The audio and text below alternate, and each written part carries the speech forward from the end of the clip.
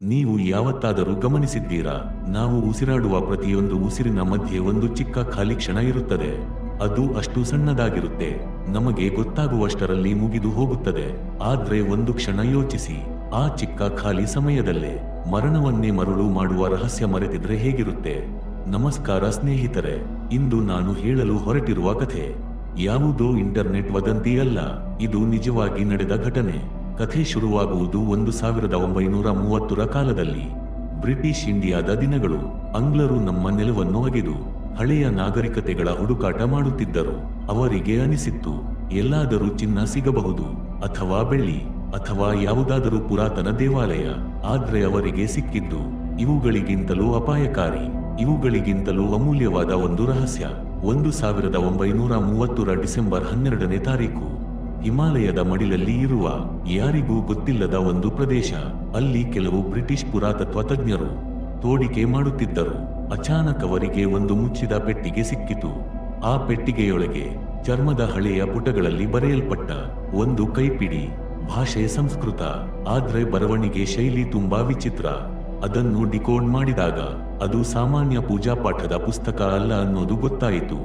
ಆ ದಾಖಲೆಗಳಿಗೆ ಅವರು ಕೊಟ್ಟ ಹೆಸರು ದಿ ಬ್ರೆತ್ ಕೋಡ್, ಅಂದರೆ ಶ್ವಾಸ ಕೋಡ್. ಆ ಪುಸ್ತಕದ ಮೊದಲ ಸಾಲೆ ಓದಿದವರ ಬೆಚ್ಚಿ ಬೀಳುವಂತೆ ಮಾಡಿತು.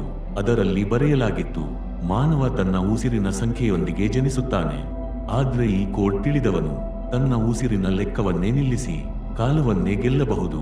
ನಮಗೆಲ್ಲ ಗೊತ್ತಿರುವ ವಿಷಯ, ಶಿವನೇ ಮಹಾಕಾಲ, ಕಾಲಕ್ಕೂ ಮೀರಿದವನು. ಆದ್ರೆ ಪ್ರಶ್ನೆ ಏನಂದ್ರೆ, ಶಿವನು ಮಾನವ ದೇಹದೊಳಗೆ ಅಮರತ್ವದ ಸ್ವಿಚ್ ಬಿಟ್ಟು ಹೋಗಿದ್ದಾನ? 1930ರಲ್ಲಿ ಸಿಕ್ಕ ಆ ದಾಖಲೆ ಅದೇ ಹೇಳುತ್ತಿತ್ತು.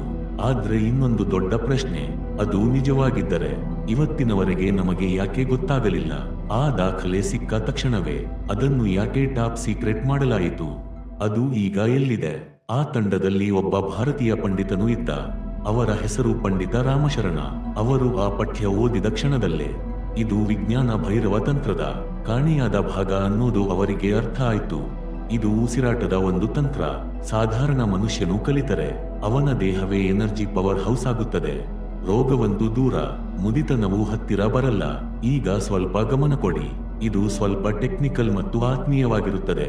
ನಮ್ಮ ದೇಹದಲ್ಲಿ 72,000 ನಾಡಿಗಳು ಇವೆ. ಅವು ವಿದ್ಯುತ್ ತಂತಿಗಳಂತೆ ನಮ್ಮ ಪ್ರಾಣಶಕ್ತಿ ಓಡಾಡುವ ದಾರಿ. ಆ ದಾಖಲೆ ಹೇಳಿದ್ದು ಏನಂದ್ರೆ, ಸಾಮಾನ್ಯ ಮನುಷ್ಯ ತಪ್ಪಾಗಿ ಉಸಿರಾಡುತ್ತಾನೆ. ನಾವು ಫೆಫ್ಸಿನ ಮೇಲ್ಭಾಗ ಮಾತ್ರ ಬಳಸುತ್ತೇವೆ. ಆದ್ರೆ ಅಲ್ಲಿ ಒಂದು ಪ್ಯಾಟರ್ನ್ ಇತ್ತು, ಒಂದು ಕೋಡ್ ಇತ್ತು. ಉದಾಹರಣೆಗೆ 4 ಸೆಕೆಂಡ್ ಉಸಿರು ಒಳಗೆ, 16 ಸೆಕೆಂಡ್ ಹಿಡಿದುಕೊಳ್ಳುವುದು, 8 ಸೆಕೆಂಡಿನಲ್ಲಿ ಬಿಡುವುದು. ಆದ್ರೆ ಇದು ಕೇವಲ ಉದಾಹರಣೆ. ನಿಜವಾದ ಕೋಡ್ ಇನ್ನೂ ಆಳವಾಗಿತ್ತು. ಉಸಿರಿನ ಲಯವನ್ನು ಶಿವನ ಡಮರುಗೆಯ ಲಯದ ಜೊತೆ ಹೊಂದಿಸುವುದು. ಪಂಡಿತ ರಾಮಶರಣ ಈ ಕೋಡ್ ಪ್ರಯೋಗಿಸಿದಾಗ ಅವರಲ್ಲಿ ವಿಚಿತ್ರ ಬದಲಾವಣೆಗಳು ಶುರುವಾದವು. ಹಸಿವು ಇಲ್ಲ, ಬಾಯಾರಿಕೆ ಇಲ್ಲ, ಮುಖದಲ್ಲಿ ಅಂಥ ಒಂದು ತೇಜಸ್ಸು. ಜನರು ನೇರವಾಗಿ ನೋಡಲು ಆಗುತ್ತಿರಲಿಲ್ಲ. ಬ್ರಿಟಿಷ್ ಅಧಿಕಾರಿಗಳು ಹೆದರಿದರು. ಇದು ಕಪ್ಪು ಮಾಂತ್ರಿಕತೆ ಅಂತ ಭಾವಿಸಿದರು. ಆದ್ರೆ ಇದು ಮಾಂತ್ರಿಕತೆ ಅಲ್ಲ, ಇದು ಬಯೋ ಎನರ್ಜಿ ವಿಜ್ಞಾನ. ಇವತ್ತು ಕ್ವಾಂಟಮ್ ಫಿಸಿಕ್ಸ್ ಅರ್ಥ ಮಾಡಿಕೊಳ್ಳಲು ಪ್ರಯತ್ನಿಸುತ್ತಿರುವ ವಿಷಯ. ಶಿವನು ಬ್ರಹ್ಮಾಂಡದ ಅತಿ ದೊಡ್ಡ ಶಕ್ತಿ. ನಮ್ಮ ದೇಹವನ್ನು ಅದೇ ಶಕ್ತಿಯಿಂದ ನಿರ್ಮಿಸಿದ್ದಾನೆ. ಆದ್ರೆ ಪಾಸ್ವರ್ಡ್ ನಮಗೆ ಗೊತ್ತಿಲ್ಲ. ಆ ಪಾಸ್ವರ್ಡ್ ನಮ್ಮ ಉಸಿರು. ಆ ದಾಖಲೆ ಹೇಳಿದ್ದು, ಮರಣ ಒಂದು ಭ್ರಮೆ, ದೇಹ ಬದಲಾಗುತ್ತದೆ. ಆದ್ರೆ ಉಸಿರಿನ ಮಧ್ಯದ ಶೂನ್ಯದಲ್ಲಿ ಬದುಕುವುದನ್ನು ಕಲಿತವನು ಕಾಲವನ್ನೇ ನಿಲ್ಲಿಸಬಹುದು. ಈ ಕಥೆ ತಿರುವು ತಗೊಂಡದ್ದು 1930 ಡಿಸೆಂಬರ್ 14ರಂದು. ಆ ರಾತ್ರಿ ಶಿಬಿರದಲ್ಲಿ ಅಸಹಜ ನಿಶ್ಶಬ್ದ. ಮೇಜರ್ ಸ್ಟೀವನ್ಸ್ ತಂಡದ ನಾಯಕ. ಅವರು ಗಮನಿಸಿದರು, ಪಂಡಿತ ರಾಮಶರಣ ತಮ್ಮ ಟೆಂಟ್ನಲ್ಲಿ ಇಲ್ಲ. ಅವರು ಪರ್ವತದ ತುದಿಯಲ್ಲಿ ಕುಳಿತಿದ್ದರು, ತಾಪಮಾನ ಮೈನಸ್ನಲ್ಲಿ. ಆದ್ರೆ ಅವರ ದೇಹದಲ್ಲಿ ಬೆವರು. ಸ್ಟೀವನ್ಸ್ ಗನ್ ಹಿಡಿದು ಹತ್ತಿರ ಹೋದರು. ಫೈಲ್ ಎಲ್ಲಿದೆ ಅಂತ ಕೂಗಿದರು. ರಾಮಶರಣ ಉತ್ತರಿಸಲಿಲ್ಲ. ಅವರು ಆಳವಾದ ಸಮಾಧಿಯಲ್ಲಿ ಇದ್ದರು. ಸ್ಟೀವನ್ಸ್ ಕೋಪದಲ್ಲಿ ಅವರ ಭುಜಕ್ಕೆ ಕೈ ಹಾಕಿದರು.